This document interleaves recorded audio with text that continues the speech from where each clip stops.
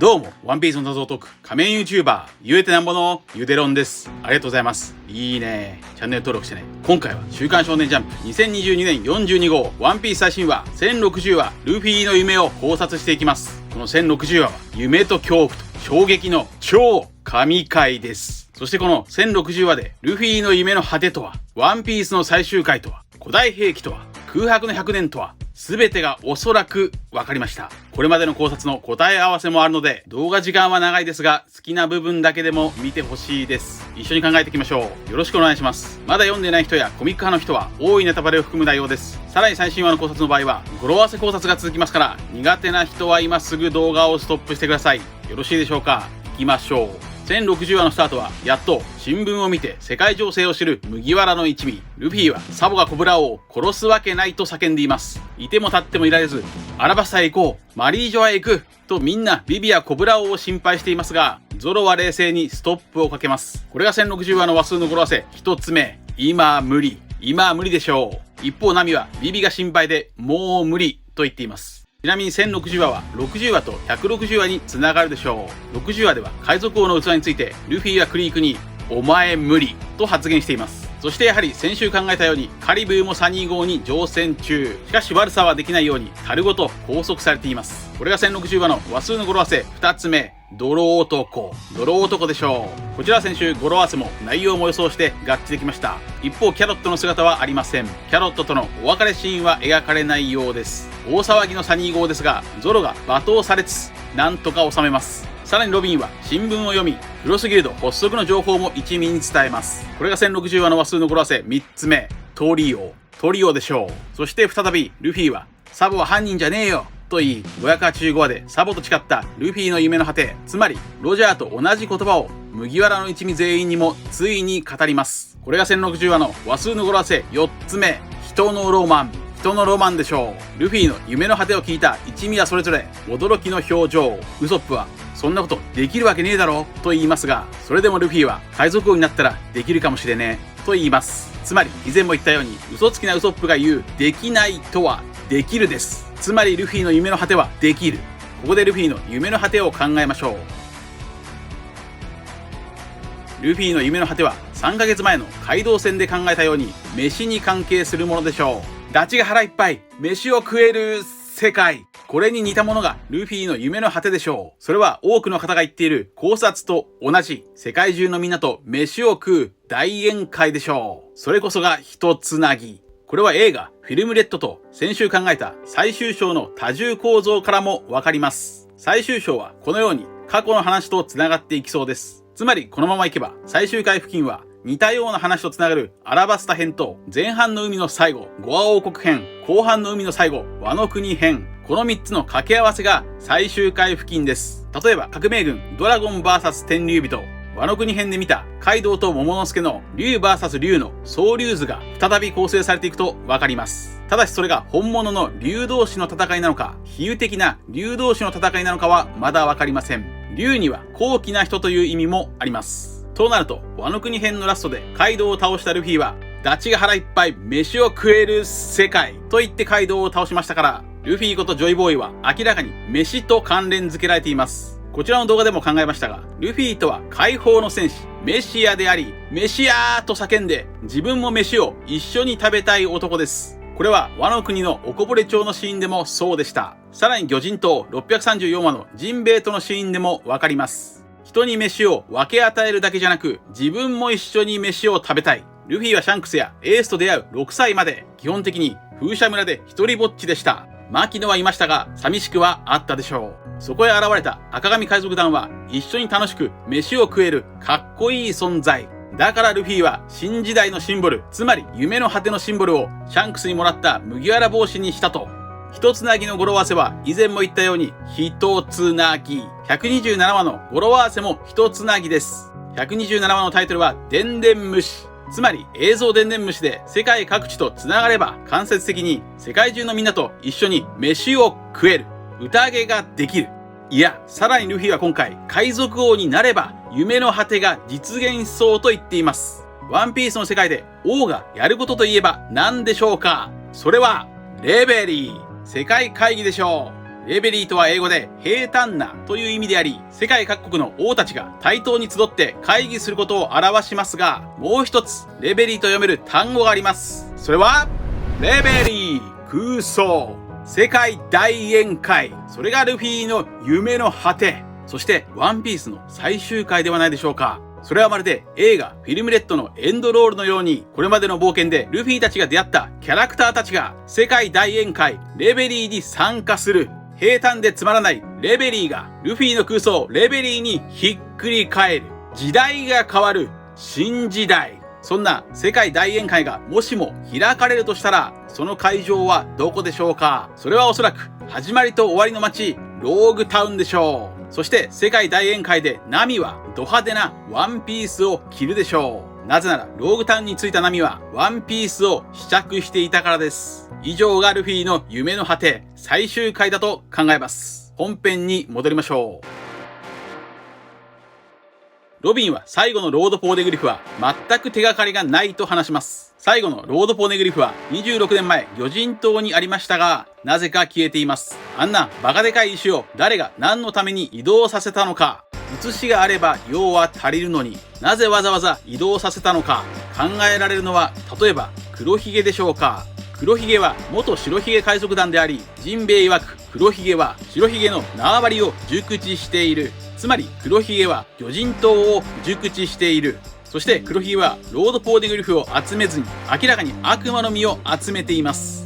ロードポーネグリフの性質上、1つ所有していれば残り3つを集めたやつを倒して奪えば、いちいち冒険しなくても4つ集められます。そこから考えられるのは、現在ロードポーネグリフを3つ所有しているルフィ、ロー、キッドの3人です。例えば黒ひげがキッドを倒せばロードポーネグリフをコンプリートできる。この考え方は前半と後半の海の表裏一体です。前半の海では黒ひげはルフィを追いかけていました。これとは逆に今度はルフィがラフテルへ行く黒ひげを追いかけるかもしれません。場面が変わって革命軍の盗聴に成功した海軍本部、これを五老星もイム様も聞いています。そしてサボはどうやら904話で革命に成功したルルシア王国に滞在中。ルルシア王国にはエースと出会ったミルクーリのモーダーがいました。これが1060話の話数の語呂合わせ5つ目、闘竜輪。闘竜輪でしょう。闘竜輪とは滞在先はという意味です。そしてサボはやはりコブラ王を殺していない。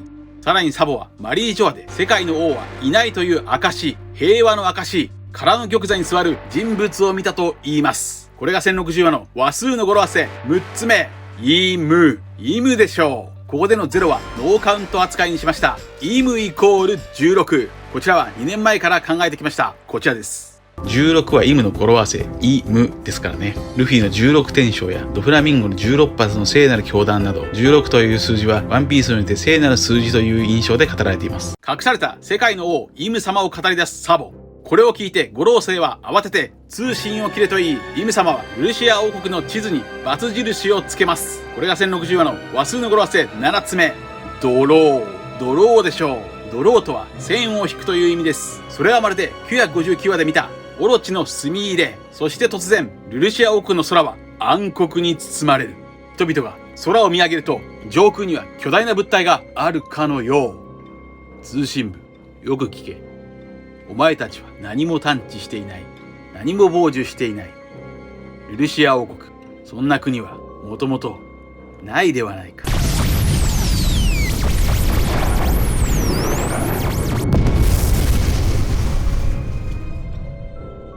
真っ黒な分厚い雲からルルシア王国に降り注ぐレーザービームのダウン。16発のビームの雨が降り注ぐ。島一つを跡形もなく消し飛ばす真のバスターコール。こんなに簡単に人って死んでいいの？地図の上から人は見えない。いや、イム様は見えている。これが神の名を持つ古代兵器プルトン、もしくはウラヌス。それは隠された裏の主であり、近海の主ならぬ全ての海の主。世界政府が世界を支配できている理由。まるで世界は恐怖の鳥かご。2年前こちらの動画では元天竜人ドフラミンゴが率いるドンキーホーテ海賊団はイム様や五老星と表裏一体だと考えました。こちらです。そしてさらにドフラミンゴの鳥かごは月の引力を操るウラヌスを使って世界を支配していることを表している気がします。それはドレスローザの国取りに成功したように、イム様たち天竜人は世界を盗むことに成功したのではないでしょうか。この2年前の動画では、イム様は空気を操ると考え、古代兵器ウラヌスも操れると考えました。さらにドフラミンゴの鳥かごとのつながりも考えました。そして鳥かごはサボが子供の頃にも言っていました。そのドフラミンゴが最後に使った技が16発の聖なる教団ゴッドスレッド、そしてルルシア王国に降り注いだレーザービームの数が16発、イム様を表す。このシーンは790話、タイトルは天と地。それならば天と地をひっくり返すと今回の攻撃になる。ここでは雲の糸が雲を表している。雲と雲、ドフラミンゴは雲を糸にかけて空を飛んでいました。そして1060話とつながる160話のタイトルはスパイダーズカフェに8時。雲と雲、バロックワークスと何も関係がない雲のイメージをなぜここに使ったのか、これで分かりました。160話のスパイダーズカフェと1060話の巨大な雲。そんな160話では自分たちのボスミスターゼロの正体がクロコダイルだと知りませんでした。つまりこちらの動画で考えたように、クロコダイルとイム様はやはり表裏一体。クロコダイルとイム様のつながりは1年前このように考えました。こちらです。クロコダイル率いるバロックワークスはイム様や天竜人、世界政府のモデルなのかもしれません。例えば秘密犯罪会社バロックワークスの目的は理想国家の建国、ユートピアの実現でしたが、もしかすると800年前、五老星たちはバロックワークスのような秘密犯罪組織だったのではないでしょうか。バロックワークスにおいてメンバーの誰も正体を知らなかったミスターゼロことクロコダイルとそのイメージが合致してきます。537のタイトルは地獄に仏。ここで仏の読みにはオカマとルビが打たれており、それは奇跡の人オカマをイワン国のことを指しているのですが、仏とはイム様、性別差のないジェンダーレスの可能性。そして前回1059話には雲の T シャツを着ているシャクヤクも登場しています。そして2年前の時点ではウラヌスの正体は月そのものだろうと考えていました。しかし正解はおそらく地球の衛星月ではなく、衛星は衛星でも指定した座標に天空から攻撃できる軍事衛星みたいなものだったようです。それはまるでアキラの軍事衛星ソルに似ています。するとパンクハザードの子供たちやセラフィムはアキラに登場した子供型人間兵器ナンバーズから着想を得たのでしょうか。95巻 SBS ではワンピースのセリフの使い方はアキラに影響されたと語っていました。つまりルルシア王国を攻撃した巨大な物体が古代兵器ウラヌスなのでしょうか。しかし島一つを消し飛ばす古代兵器はウラヌスではなくプルトンだとクロコダイルは言っていました。これはウラヌスと政府のプルトン、どちらでしょうか。ワノ国に眠る古代兵器プルトンはこちらの動画で空飛ぶ戦艦だと考えました。これがもしも正しいなら天空の軍事衛星に対抗できるのは空を飛べるプルトンになりそうです。そして天空に現れた巨大な物体のデザインはおそらく天竜人の奴隷の紋章アマ×竜の蹄ではないでしょうか。つまり下から見た巨大な影がこの紋章の形。アマ×竜の蹄とイム様の関係は2年前このように考えました。こちらです。そもそも天竜人の衣服からして宇宙パイロットのようですが、天竜人の紋章アマ×竜の蹄もまた宇宙から飛来したかのようなデザインです。それはコソボにある世界遺産デジャニ修道院にあるフレスコ画に描かれたものに似ています。そこにはまるで宇宙船に人が乗って空を飛んでいるかのような絵が左右に2つ描かれています。この宇宙船の絵を傾けてみましょう。するとアマ×竜の蹄にそっくりです。このようにアマ×竜の蹄はデジャニ修道院の UFO のような絵画がモデルだろうと考えました。もしも巨大な物体がアマ×竜の蹄なら、アマ×竜の蹄とは雨×竜の蹄。雲から放たれたレーザービームはまるでダウン、雨のようでした。僕はこちらの動画でイム様の能力は雨や水の能力だと考えていましたが、もしかするとこのイメージは今回の攻撃ダウンのイメージだったかもしれません。ただし水は雲を作れますからまだわかりません。そんな巨大な物体は誰にもバレずにどのように移動しているのでしょうか。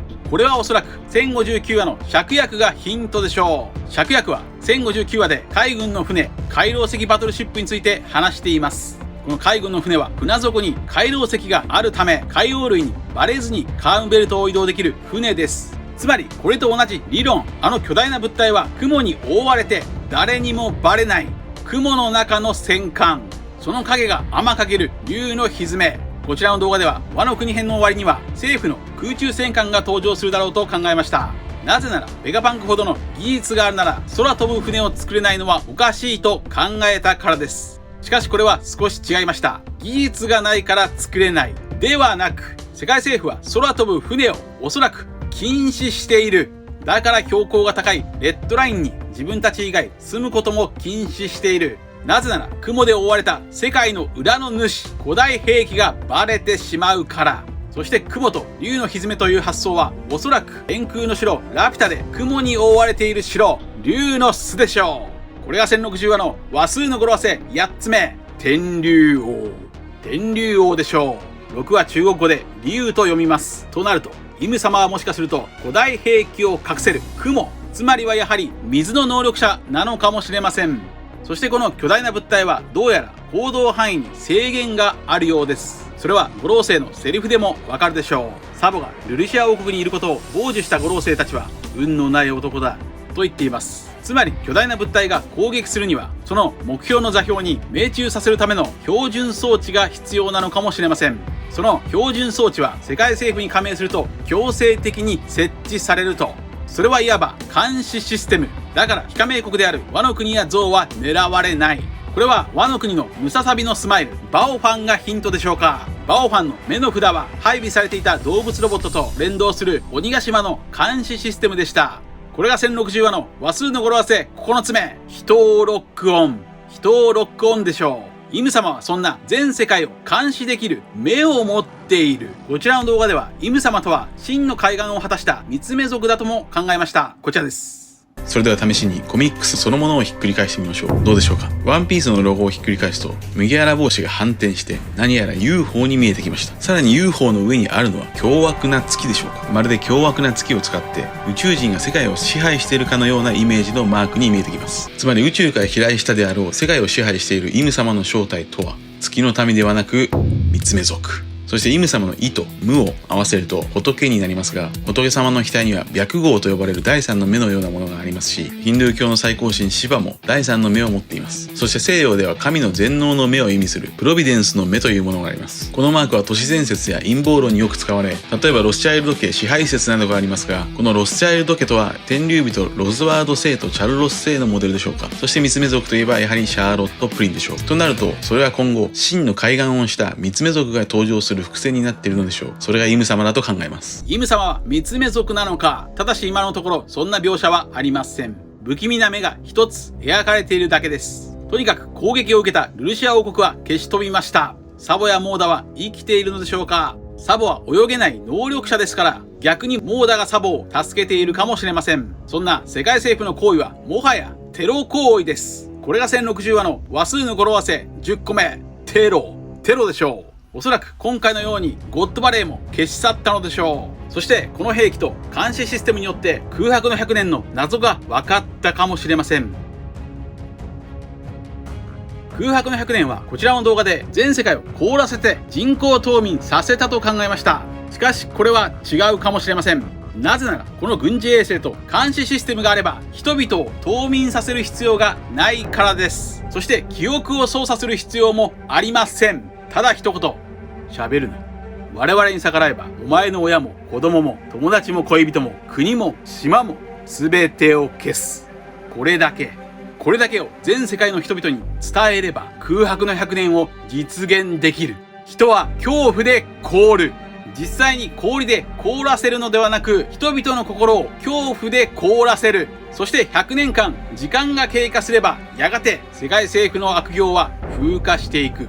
このヒントはゴッドエネルとコニスはルフィに思わず神の秘密を喋ってしまい天の裁きを落とされていました。恐怖こそが神なのだ。空白の語呂合わせは空白。